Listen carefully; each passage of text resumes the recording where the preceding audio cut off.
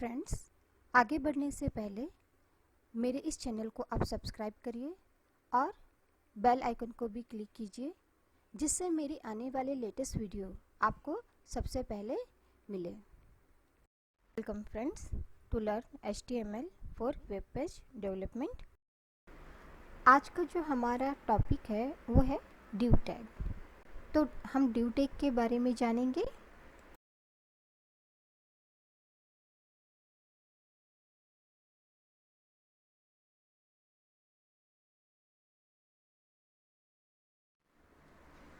div tag क्या है? तो div tag means division tag. किसी चीज़ को डिवाइड करना किस फॉर्म में? तो एक ब्लॉक के फॉर्म में। ब्लॉक में एक ग्रुप आ जाता है, तो वो ग्रुप जो ब्लॉक के अंदर है, ऐसे 10 नंबर ऑफ ब्लॉक्स 20 जो हमें चाहिए। माना हमारे एक वेब पेज पे एक से ज़्यादा ब्लॉक हो सकते हैं। उस एक ब्लॉक में हमारा टैक्स आ गया, इमेज आ गया, हेडर आ गया, फुटर हो गया, नेविगेशन बार आ गया, टैक्स में हमारी हेडिंग आ गई, हमारे पैराग्राफ आ गए, हमारा लिंक आ गया दूसरे पेज का। तो वो सभी का एक समूह जो है हमारे एक div टैग में आ जाएगा। div टैग वेब पेज बनाने के लिए बहुत उपयोगी टैग है। इसके मदद से हम वेब पेज में डेटा को अलग अलग करने के लिए हमें हेल्प मिलती है। हम वेब पेज पे जो डेटा है या जो हमारा फंक्शन है, उसको हम समान भाग में बांट सकते हैं। इसलिए हम HTML पेज में div टैग का यूज़ करते हैं स्टाइल को अप्लाई करने के लिए। इसमें वेब पेज लेआउट क्रिएट करना बहुत इजी होता है और क्लास और आईडी एट्रीब्यूट यूज़ कर इसकी स्टाइल सेटिंग करना भी इजी होता है। मीन्स आप CSS के जो स्टाइल है वो अप्लाई इजीली कर सकते हैं। मीन्स हम जब स्टाइल लिखेंगे और हम एक div टैग के लिए स्टाइल लिख रहे हैं, सपोज़ फर्स्ट, तो हम उसमें उसका पैडिंग, उसका मार्जिन, उसका कलर, उसका फ़ॉन्ट साइज, अलाइन, इमेजेस, हम बहुत सारी चीज़ें हम एक साथ कर सकते हैं और एक ब्लॉग में वो चेंजेस इजीली हो जाता है। डिवीज़न जो है, div टैग जो है, वो जब हम वेब पेज बनाते हैं तो हम टेबल लेआउट भी ले सकते हैं, लेकिन टेबल लेआउट थोड़ा सा कॉम्प्लेक्स होता है मॉडिफाई करने के लिए। इसके लिए हम सिंपली ही लेआउट लेते हैं और ऑलरेडी वो ब्लॉक फॉर्म में होता है, उसकी हम विड्थ सेट कर सकते हैं और प्रीडिफाइंड भी विड्थ उसका होता ही है, तो हमें वो इजी होता है मॉडिफाई करने के लिए। div टैग ग्रुपिंग करने के लिए यूज़ होता है। हम एक ब्लॉक फॉर्म में, ब्लॉक टैग में हम इसका ग्रुपिंग करते हैं। उसमें नंबर ऑफ कंटेंट शामिल होता है, मीन्स हम उसमें नंबर ऑफ कंटेंट ऐड करते हैं। एक डिवीज़न में हमने जो बनाया ओपन और क्लोज के अंदर, हम उसमें हेडिंग H1 से लेके H6, paragraph, number of paragraph, images हम ऐड कर सकते हैं। और इस तरह से हम एक ब्लॉग बनाने के बाद हम दूसरा ब्लॉग भी बना सकते हैं। मीन्स एक ब्लॉग पूरा हुआ तो हम दूसरा ब्लॉग बना सकते हैं। फिर ब्लॉग को हम अलाइन भी कर सकते हैं, लेफ़्ट या राइट, जैसे कि हमने पहले बोला कि क्लास या आईडी डिफ़ाइन करके। तो हम प्रैक्टिकल भी करते हैं। ओके, तो हम एक प्रैक्टिकल कर देख लेते हैं। तो अभी हम जो है div टैग कैसे और कहाँ यूज़ करते हैं वो देखेंगे। हम इसमें पहले टाइटल लिख लेते हैं, अपना फाइल को सेव कर लेते हैं।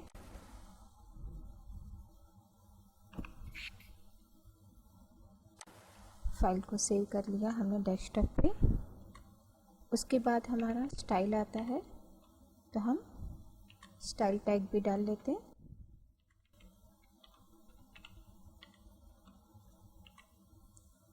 उसके बाद हम अपने बॉडी टैग में आ जाते हैं। वहाँ पर हम एक हेडिंग और पैराग्राफ ले लेते हैं। मैंने एक हेडिंग ले ली गार्डनिंग, और एक हेडिंग और पैराग्राफ ले लेते हैं।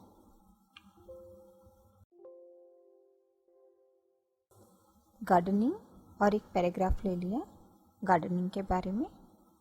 अब इसके लिए हम हमारा स्टाइल लिखेंगे, लेकिन हमारा जो लिखना है हमें वो ड्यू टैग के ऊपर लिखना है। लेकिन इसके पहले हम इसमें मार्जिन भी सेट करेंगे, ऑलरेडी ये आपको आता है। पैडिंग भी सेट करेंगे, बॉर्डर भी सेट करेंगे, बैकग्राउंड कलर भी हम इसमें सेट करेंगे। ओके, और हम इसमें इमेज भी इंसर्ट करेंगे और देखेंगे कि किस तरह से हमारा लुक हमारे ब्राउज़र पर आता है। तो हम सबसे पहले हमारा H1 जो है उसके लिए हम एक स्टाइल लेने के लिए हम इसकी कोडिंग कर रहे हैं। तो पहले हम H1 के लिए कर लेते हैं। इसके लिए एक स्टाइल ले लेते हैं। उसके अंदर हम इसका जो कलर है वो ले लेते हैं और टेक्स्ट अलाइन सेंटर कर लेते हैं। अब हम सेकंड के लिए भी करेंगे और पैराग्राफ के लिए भी करेंगे, लेकिन यहाँ हम चेंजेस कर रहे हैं। हम इस हेडिंग और इस हेडिंग के बीच में एक ड्यू टैग यूज़ कर रहे हैं। तो ड्यू टैग जब हम यूज़ करेंगे तो ओपन एंड क्लोज ब्रैकेट के अंदर हम लिखेंगे ड्यू। ओके, अब ड्यू का मतलब क्या हुआ? हम एक ग्रुपिंग कर रहे हैं और हम एक पेज पे नंबर ऑफ ग्रुपिंग कर सकते हैं। ओके, एक ग्रुपिंग के अंदर हमारा हेडिंग आ गया, हमारा पैराग्राफ आ गया, हमारा इमेज आ गया। हमें जो जो चाहिए हम वो एक ग्रुप में रख सकते हैं और उसके बाद हमें ड्यू टैग क्लोज करना है। तो हमने ड्यू टैग क्लोज कर ली। ओके, इसको सेव भी करते जाएं। ब्राउज़र पर अब ये सिंपली हमारा इस तरह से दिख रहा है, गार्डनिंग और एक पैराग्राफ।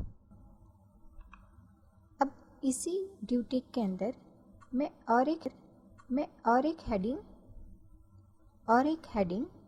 और एक पैराग्राफ फिर से ले लेते हैं। सेम है हमारा, सिर्फ मैंने एक और हेडिंग ले ली और एक पैराग्राफ ले लिया। ओके, पहले का मैंने जो हेडिंग डाला था वो गार्डनिंग डाला और दूसरे का मैंने हेडिंग जो है वो फूड डाला।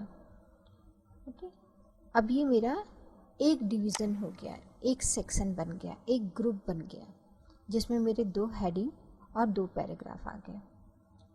अब मैं इसके लिए एक कोडिंग करती हूँ।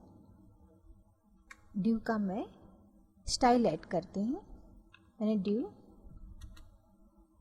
हमारा कर्ली ब्रैकेट, हमारा ब्रेस जरूर होना चाहिए।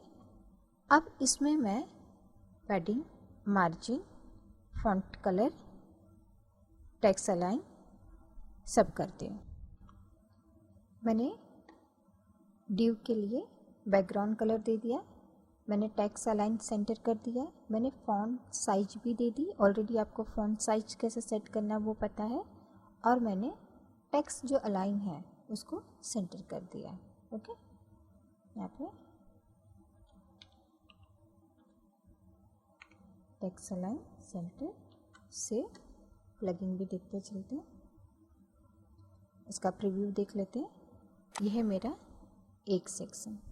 ओके, अब मैं इस पूरे के पूरे ड्यू सेक्शन को, ये एक सेक्शन को वापस कॉपी करती हूँ और इसके नीचे लेकर आती हूँ।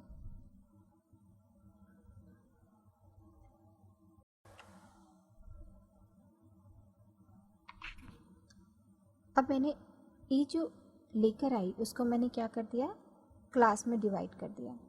अब मैंने क्लास का नाम ए दिया है, आप कुछ भी दे सकते हैं, आप इसको सेंटर दे सकते हैं, आप इसको मिडल दे सकते हैं, लेफ़्ट दे सकते हैं, राइट दे सकते हैं, या कोई नाम दे सकते हैं जिस भी बारे में आप लिख रहे हैं। तो उस तरह से आप इसको एक क्लास दे दीजिए। अब हमने ये सेकंड पैराग्राफ यहाँ पे कॉपी कर कर लेकर आया है, तो हमें उसके लिए भी एक स्टाइलिंग करनी होगी। तो हम ये इसको कॉपी कर लेते हैं।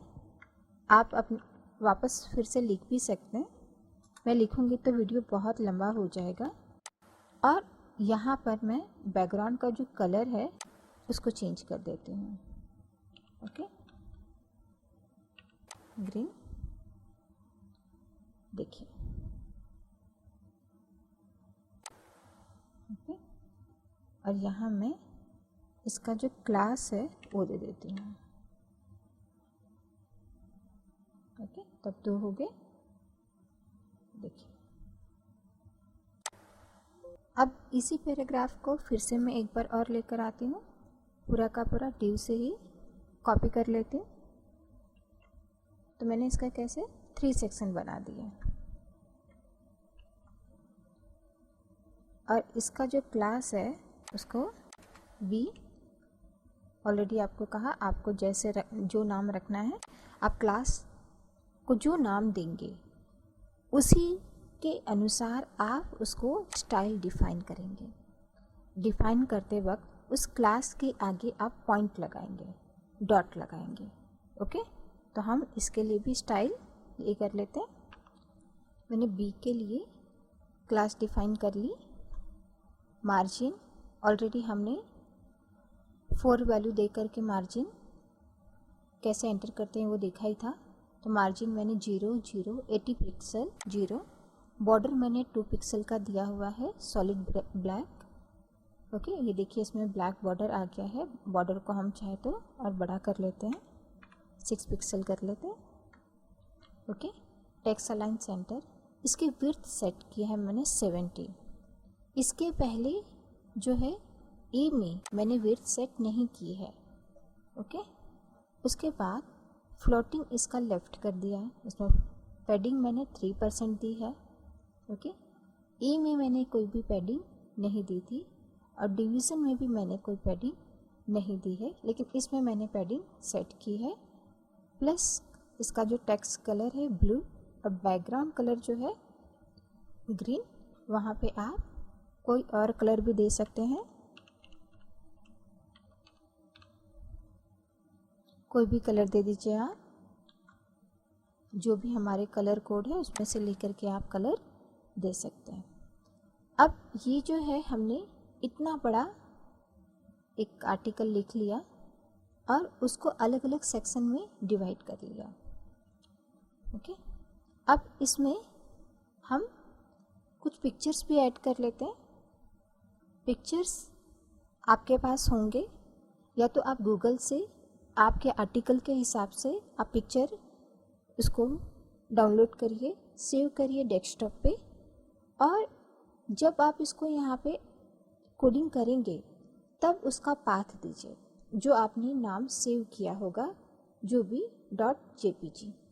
ओके, सपोज आपने नाम दिया और वो नहीं आ रहा है, तो आप उसका पूरा का पूरा पाथ डिफाइन करिए। पूरा का पूरा जो उसका पाथ होगा कि वो कौन से फोल्डर में है, कहाँ है, आप वो पूरा का पूरा पाथ लिखकर स्लेस जो भी आपकी पिक्चर का नाम होगा वो दीजिए। ओके, तो मैं यहाँ पे एक इमेज मैंने ऑलरेडी डाउनलोड किया है, तो मैं उसको यहाँ पे दे देती हूँ। ओके, मेरा जो इमेज का सोर्स था, इमेज सोर्स मेरा सी ड्राइव में था डेस्कटॉप पर। फिर मैंने बैकस्लैश दिया, मैंने जो नाम लिखा था gardening.jpg। ओके, और फिर मैंने ब्रैकेट क्लोज कर दिया। मैंने दोनों तरफ ये सेंटर टैग लगाया है। HTML में हमने सीखा था सिंपली जो अलाइन करने के लिए था हम सेंटर लिख सकते हैं, क्योंकि मैंने यहाँ पे इमेज के लिए कोई भी स्टाइल नहीं लिखा है। या तो फिर हम यहाँ पर इमेज के लिए स्टाइल लिखेंगे और वहाँ पे हम अलाइन करेंगे हमारे इमेज को। ओके, तो इस तरह से अब मेरा ये पेज आपको दिख रहा है। देखिए, एक और पिक्चर हम ले लेते हैं।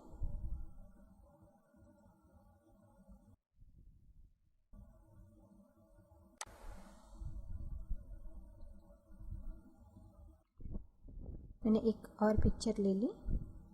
हम यहाँ पे फिर से बॉडी के लिए भी एक कोडिंग कर लेते हैं।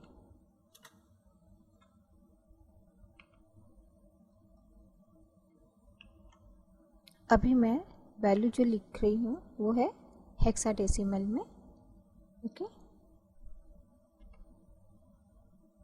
मैंने डिफरेंट पेज बना लिए हैं।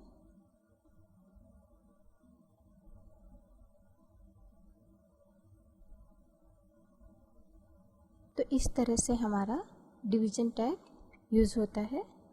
डिवीज़न टैग में हम टेबल को भी यूज़ कर सकते हैं। इन्हीं कंटेंट को हम टेबल में भी डाल सकते हैं, लेकिन जब हम टेबल का ये करेंगे तो हमें थोड़ा सा मॉडिफाई करने में प्रॉब्लम आती है। लेकिन आप उसको भी एक बार ट्राई करके देखिए कि किस तरह से हम टेबल को अप्लाई कर सकते हैं। यहाँ पर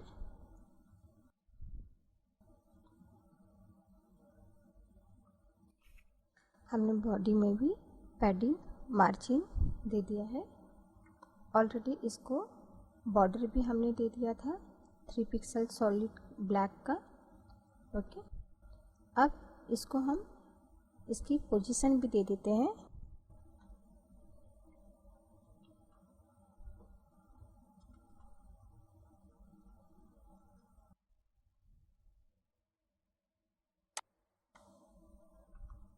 पोजीशन हमने रिलेटिव दी है या हम एब्सोल्यूट दे सकते हैं।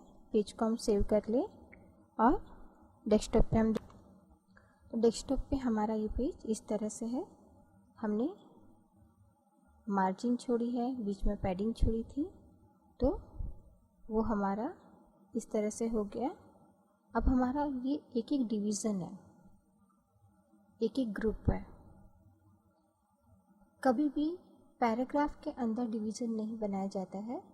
डिवीज़न में हम नंबर ऑफ पैराग्राफ बना सकते हैं, हेडिंग बना सकते हैं, हम उसमें एक इमेज दे सकते हैं और उसको अलाइन कर सकते हैं।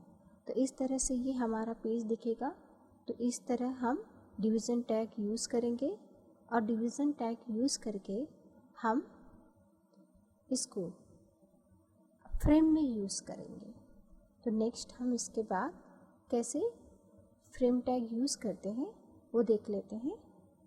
आपको मेरा ये वीडियो कैसा लगा आप मुझे ज़रूर बताइए।